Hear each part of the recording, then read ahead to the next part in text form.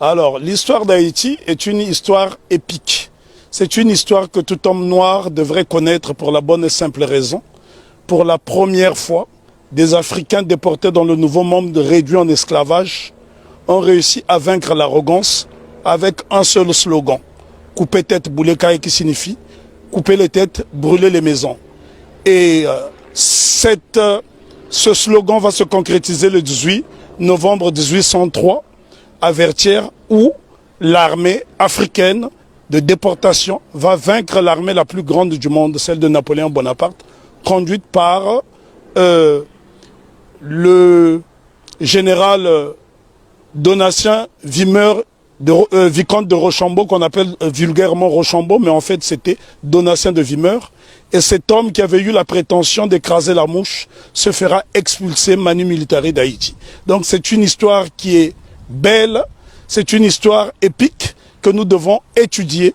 Et il est nécessaire de faire des exposés sur Haïti, parce que si les gens étudiaient cette histoire, je pense que les Haïtiens gagneraient en respectabilité. Mais justement, pourquoi nous, Caribéens, nous avons une méconnaissance de l'histoire d'Haïti? C'est tout simplement parce que Haïti a montré le chemin de la dignité et de la liberté, et donc on a voulu faire d'Haïti une vitrine de pauvreté effrayante. Puisque aujourd'hui, lorsqu'on parle d'Haïti, on fait référence à la pauvreté, mais on oublie que Haïti a été la colonie française la plus prospère de la Caraïbe. À elle seule, elle procurait plus des 3/4 de la production sucrière. Ce sont là des choses qu'on doit savoir, d'autant plus que la métropole française considérait Haïti comme la perle des Antilles. Mais comment expliquer que ce bout de terre africaine dans l'océan est devenu subitement une vitrine de pauvreté effrayante? Et là, je pense qu'il est nécessaire d'en parler avec des images à l'appui, parce que c'est à Saint-Domingue, parce que lorsqu'on parle de la révolution haïtienne, c'est une faute. Il s'agit de la révolution de Saint-Domingue, puisque Haïti n'existe qu'à partir du 1er janvier 1804.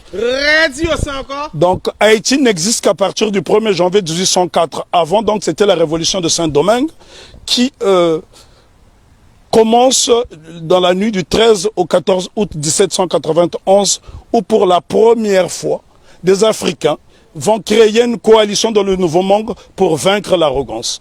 Et ce jour-là, les Africains étaient, je parle bien des Africains parce qu'il s'agissait des hommes qui ont été déportés d'Afrique, qui parlaient encore des langues africaines et qui pratiquaient des cultes africains.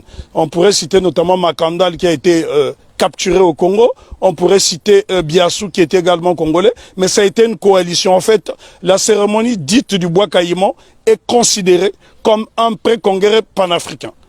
Ce que les gens ne savent pas dans la Caraïbe, d'ailleurs, il y a un problème de connexion, puisqu'il n'y a pas assez de bateaux pour faire cette connexion. Et si je pense qu'il y avait cette possibilité de se rendre dans différentes îles, le mépris des Haïtiens serait tombé à l'eau. Puisque la Guadeloupe a connu une période de liberté entre 1794 et 1802, mais c'est grâce justement aux Haïtiens. Une année auparavant, les Haïtiens se sont affranchis. Parce que souvent on dit qu'on a libéré les esclaves en Haïti. Les Haïtiens n'ont jamais été libérés. Ils se sont affranchis tout seuls avec la machette. Donc voilà pourquoi Non, mais les Haïtiens sont les premiers Africains déportés dans la Caraïbe qui ont brisé les chaînes de l'oppression. Nous devons savoir que Haïti a eu pour vocation de libérer toutes les nations opprimées. Ce qu'on ne dit pas assez souvent, lorsque la Grèce a été dominée par les Ottomans, au milieu du 19e siècle, ce sont les Haïtiens, sous la présidence de Jean-Pierre Boyer, qui ont libéré la Grèce. Et ce sont des choses qui n'apparaissent pas dans les manuels scolaires. Une autre information inédite, c'est grâce à la voix d'Haïti que l'État d'Israël a été créé en 1948. Donc ça, ce sont des choses que les gens doivent savoir. Haïti a été le pays le plus démocratique du monde, puisque toute personne qui arrivait sur le sol haïtien était considérée comme nègre. Donc tous les opprimés de la planète trouvaient refuge en Haïti. Et ce pays est devenu aujourd'hui une vitrine effrayante de la pauvreté. Je suis obligé d'insister sur le mot de vitrine parce qu'il a subi un blocus qu'aucune nation n'avait subi. Imaginez-vous qu'une petite île comme Haïti a été victime du syndicat des empires coloniaux qui était constitué du Danemark, de la France, de l'Espagne, de l'Angleterre, des États-Unis d'Amérique, de la Hollande, de la Suède, parce que toutes ces nations ne voulaient pas voir une nation indépendance nègre. Et souvent on dit de Haïti que ça a été la première république nègre. Non, Haïti n'a jamais été une première république nègre, ça a été un empire africain reconstitué, puisque l'empereur Jean-Jacques Dessalines va se faire couronner empereur Jacques Ier. Donc c'est la noblesse africaine. Attends. Ben, en tout cas, il y a beaucoup de choses à dire sur Haïti. Haïti est un modèle de fierté et de dignité. Ce sont les Haïtiens qui ont montré à la race noire tout entière ce que c'est que la dignité. Pour la bonne et simple raison, c'est en 93 ans après la révolution de Saint-Domingue, celle-ci va inspirer les Éthiopiens qui vont être conseillés par un digne fils d'Haïti du nom de Benito Sylvain, qui sera élevé au titre de jazz match par l'empereur Ménélique II. Lorsqu'on parle de la bataille d'Adwa, ce qu'on oublie de mentionner, c'est que l'empereur Ménélique II, qui a mis fin à l'impérialisme sur le continent africain, en tout cas c'est lui qui a signé l'acte de décès de l'impérialisme sur le continent africain le 1er mars 1896, 93 ans après la révolution de Saint-Domingue, eh c'est un Haïtien du nom de Benito Sylvain qui le conseille. Donc ce sont des choses à savoir et à intégrer. Je souffre de voir que les Haïtiens sont la risée du monde dans la Caraïbe, alors qu'ils sont ceux qui nous ont montré la voie de la rédemption. Donc big respect à Haïti. En tout cas, je me sens haïtien. Moi aussi. Alors pourquoi justement nous tout près comme ça d'Haïti, on a cette méconnaissance de l'histoire? C'est tout simplement parce que on a isolé la Guadeloupe et la Martinique pour ne pas que l'exemple d'Haïti fasse tache d'huile dans la Caraïbe. Voilà la crainte. Parce que Haïti a été une nation prospère. Il faut visiter Haïti pour se rendre compte. Lorsque vous voyez Haïti, Haïti est avant tout le symbole du panafricanisme, puisque le second chef d'État d'Haïti, c'est l'empereur, plutôt le roi Henri Christophe, qui était originaire de Grenade. Donc Haïti a eu pour chef d'État un homme de la Grenade et qui a été l'un des principaux bâtisseurs, qui a créé le Palais de la Monnaie, qui a bâti 15 châteaux, qui a bâti 4 forteresses, notamment la citadelle Henri, qui est le plus grand fort des Amériques. Et ce bâtiment est tellement beau qu'il faut le voir depuis le ciel pour en apprécier, l'ouvrage d'art que c'est. Parce que n'oubliez pas que deux édifices essentiellement ont défié le temps. La citadelle Henri et le palais de Sans Souci, qui avait 365 portes et fenêtres. Ça veut dire que le roi Henri Christophe pouvait se permettre d'ouvrir une porte, une fenêtre par jour pendant toute l'année. Et c'est pour vous dire à quel point, et les architectes étaient tous noirs. Si vous allez par exemple dans la ville de Kenskoff, vous trouverez le fort Alexandre et le fort Jacques qui sont reliés par un tunnel, et c'est à 1200 mètres d'altitude. La question qu'on doit se poser: comment les Africains déportés à Saint-Domingue ont pu construire ces édifices qui ont défié le temps? Aujourd'hui, lorsque vous voyez un cyclone dans la Caraïbe, il suffit d'un petit cyclone pour que les maisons s'envolent. Alors que les Africains ont fait exploser leur génie pendant la période de captivité. Bien que les Haïtiens se sont affranchis dès 1793, parce qu'il ne faut pas croire à ce que les historiens disent en faisant croire que les Haïtiens ont été libérés. Non. Lorsque les négriers sont arrivés, les Haïtiens étaient déjà libres, puisqu'ils avaient lancé ce fameux slogan « Coupez tête, boulet caille ». Et il y a un homme dont on ne parle pas, on parle souvent de Toussaint Louverture, qui fut le plus grand des généraux nègres de tous les temps. On parle de Jean-Jacques Dessalines, je dis béni soit leur nom pour l'éternité, mais seulement il y a un jeune colonel qui s'est battu âprement lors de la bataille de Vertières, c'est Capois-la-Mort, François Capois-la-Mort, qui a défié les canons de l'insolence, les canons de l'arrogance en disant « j'aime la mort ». Et Capois, on le retrouve sur le billet de Sangourde en Haïti. Ce sont là des éléments essentiels que nous devons connaître afin d'aller vers l'émancipation définitive. Alors, en résumé, pour parler d'Haïti. On ne peut pas résumer l'histoire d'Haïti, elle est trop belle, elle est trop grande, elle est trop belle. L'histoire d'Haïti, oui, on ne peut pas résumer l'histoire d'Haïti. Haïti, on doit en parler avec passion. Moi, je suis né sur le continent africain, mais je suis né au Congo, mais ce sont les Haïtiens qui m'ont montré le chemin de la liberté, parce que lorsque le Congo, aujourd'hui dit démocratique, accède à l'indépendance le 30 juin 1960, la Belgique tentent de saboter l'indépendance de cette jeune nation. Et ce sont les Haïtiens qui vont venir par souci de panafricanisme aider le Premier ministre Patrice Lumumba qui malheureusement sera assassiné 6 mois plus tard. Ce sont les Haïtiens qui ont brisé le blocus de la France en Guinée. Ce sont les Haïtiens qui ont bloqué le blocus de la Belgique en République démocratique du Congo. Donc nous sommes redevables tous en Haïti. Parce que lorsque je parle d'Haïti, je suis dans un temps second. Je suis en transe. Mais pourquoi? On ne peut pas parler d'Haïti de façon légère parce que cette révolution est la première depuis que nous avons perdu l'initiative historique. C'est la première qui est victorieuse parce qu'il y a eu des révolutions aux États-Unis. Il y en a eu au Brésil, notamment avec la création du Quilombo de Palmarès au Brésil avec Zumbi. Mais sauf que toutes ces révolutions dans la Caraïbe ont été étouffées. Si vous allez par exemple en Antigua, vous avez un village qui s'appelle Liberté, où les Africains se sont affranchis très tôt. Mais toutes ces tentatives de souveraineté n'ont pas été concrétisées. Donc ce sont les Haïtiens qui vont pérenniser. N'oublions pas que Haïti sera envahi pendant 29 ans par les États-Unis d'Amérique pour punir cette nation d'avoir vaincu les Blancs.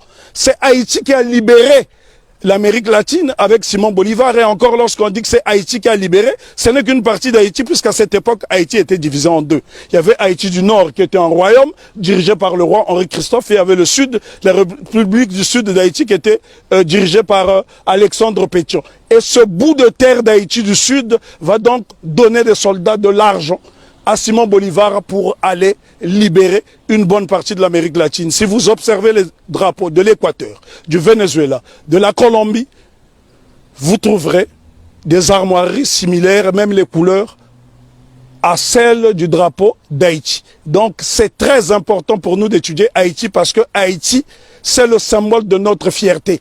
Et les gens dans la Caraïbe doivent intégrer cette notion. Si les Haïtiens n'avait pas lancé ce slogan coupé tête boulet caille qui a fait trembler le monde entier, ben probablement que l'abolition de l'esclavage aurait eu lieu peut-être plus tardivement. Est-ce que tu peux nous donner des exemples de pays? Parce que là on est en direct. L'exemple que je peux vous donner. Quel pays a été aidé par Haïti?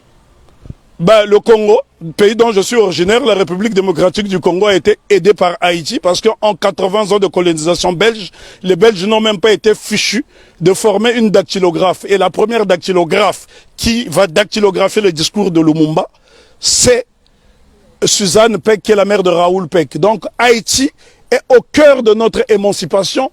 Haïti a aidé l'Éthiopie, Haïti a aidé la Grèce de se libérer. Là, je vous parle de l'Europe. Haïti a aidé la Guinée. Haïti a toujours été au cœur de notre lutte. L'exemple le plus simple, lorsque vous arrivez à Cuba, sur les bords du Malecón, vous trouverez un grand monument qui est dédié à Antonio Maceo. Très peu de gens connaissent ce héros qu'on appelait à l'époque le Tito de bronze. Lui-même qui est le véritable père de l'indépendance de Cuba. On vous parle souvent de José Marti, mais en vérité le père de l'indépendance de Cuba, celui qui a lancé les hostilités contre les Espagnols, c'est Antonio Maceo. Lui-même a été formé en Haïti. Donc Haïti, si vous allez à Cuba, les Haïtiens sont très respectés. Il y a des localités entières où on trouve des Haïtiens. Il n'y a que dans la Caraïbe francophone où on voit ce mépris. Et pourquoi justement la raison est que Haïti a vaincu le maître. Et quand on a vaincu le maître, les serviteurs finissent par avoir la haine de celui qui a vaincu le maître. Parce qu'on ne peut pas comprendre que les Haïtiens et les Guadeloupéens ont le même patrimoine génétique et que ces mêmes frères et sœurs de cette partie de la Caraïbe puissent avoir du mépris pour les Haïtiens. Les Haïtiens sont ceux-là qui incarnent la noblesse. Lorsqu'on parle de la pyramide, ceux qui sont au sommet de la pyramide, ce sont les Haïtiens et puis les Éthiopiens parce qu'ils ont été des nations invincibles. Imaginez-vous que les Haïtiens ont combattu une armée motorisée rien qu'avec des armes rudimentaires. Au point où Maitland, gouverneur britannique de la Jamaïque, viendra supplier tout sans l'ouverture de lui remettre un bateau. Haïti avait l'une des armées les plus puissantes d'Amérique. Et c'est un Haïtien du nom de Jean-Baptiste Pointe du Sable qui crée la ville de Chicago, qui est l'une des plus grandes villes des États-Unis d'Amérique. Donc Jean-Baptiste Pointe du Sable, un nègre d'Haïti. Et lorsque vous arrivez dans la ville de Chicago, vous trouverez son buste à l'entrée de la ville. Si les Américains reconnaissent les Haïtiens comme étant des précurseurs. Et d'ailleurs, je voudrais ici ajouter une information que la plupart des gens ignorent. Si la Louisiane a été vendue aux États-Unis d'Amérique, ce n'est que la conséquence de la bataille de Vertières. Parce que Napoléon Bonaparte avait peur qu'il y ait une contagion en Louisiane. Voilà pourquoi la Louisiane sera vendue aux États-Unis d'Amérique, ce qui lui permettra de doubler sa superficie. Donc ce sont les Haïtiens qui ont permis aux États-Unis d'Amérique d'avoir une grande superficie. Et on ne remerciera jamais assez Haïti d'incarner cette résistance. Pourquoi Haïti étant détesté? Pourquoi les Haïtiens sont haïs par les siens? Pour la bonne et simple raison que cette nation incarne l'Afrique dans la Caraïbe. Or, lorsque les négriers déportent les Africains ici dans le Nouveau Monde, le but c'est de les désafricaniser. Et Haïti s'affirme et affirme son africanité à travers le vaudou, qui est un culte africain. Ils ont dit bye bye à la Vierge Marie et ils ont célébré les orishas, ils ont célébré toutes sortes de divinités africaines parce que dans le vaudou haïtien, vous trouverez des divinités Congo qui proviennent du Kingunza et bien d'autres cultes. Et donc Haïti, c'est l'incarnation de l'Afrique dans la Caraïbe. Et l'Afrique a été tellement diabolisée que, en tant que fils d'Afrique, je suis obligé de venir dans la Caraïbe justement pour lui faire la toilette. Le 1er janvier 1804, date de la célébration de l'indépendance de Haïti, il y a un événement qu'on devrait associer à cette date. C'est la fête de la soupe. La soupe de l'indépendance. Qu'est-ce que la soupe de l'indépendance? Haïti fait face à un blocus décidé par le syndicat des empires coloniaux. L'impératrice Marie-Claire Bonheur Félicité, femme de Jean-Jacques Dessalines, décide de créer la soupe de l'indépendance avec des ingrédients dont elle détenait seul le secret. Ces ingrédients permettaient aux Haïtiens qui, pendant la période de famine, de résister et de ne pas perdre des calories. Donc ça, ce sont des choses à savoir. Il y a un savoir scientifique en Haïti qui étonne encore le monde. C'est en Haïti que les Africains ont produit les plus beaux édifices depuis la chute de l'Égypte. Je répète, c'est sur la terre sacrée d'Haïti que les Africains ont réalisé les plus beaux édifices depuis la chute de l'Égypte. Pourquoi nous a formaté, je dirais plutôt, à avoir peur du vaudou? Pour la bonne et simple raison, parce que les cultes africains ne sont pas prosélytes. Et ces cultes ont permis justement aux marrons de résister et les cultes africains ont survécu dans toute la Caraïbe, pas seulement en Haïti. Si vous allez par exemple en Jamaïque, il y a le Pacomania, c'est un culte typiquement africain. Allez en Dominique, vous trouverez ces cultes africains. Le problème est que les gens ne s'intéressent pas à ces cultes. Lorsque vous voyez par exemple le Grappa à Congo qui sera célébré après-demain à Cap-Esther par la famille Massembo, ce sont des postes de résistance africaine dans la Caraïbe. Et dire simplement à mes frères et sœurs de la Caraïbe que n'ayez pas peur d'Haïti. Faites-en une source parce que l'eau qui provient de la source haïtienne est intarissable et cette eau est tellement limpide qu'elle nous permettra d'avoir une vision claire et nette. Nous ne pouvons pas juger Haïti à travers des lunettes du négrier. Sinon, on finira par avoir un regard étriqué. Jugeons Haïti à travers nos propres lunettes. Voilà pourquoi Marcus Garvey disait « Si le nègre ne prend pas garde à lui, il boira tous les poisons de la civilisation moderne et il en mourra. Vive Haïti !»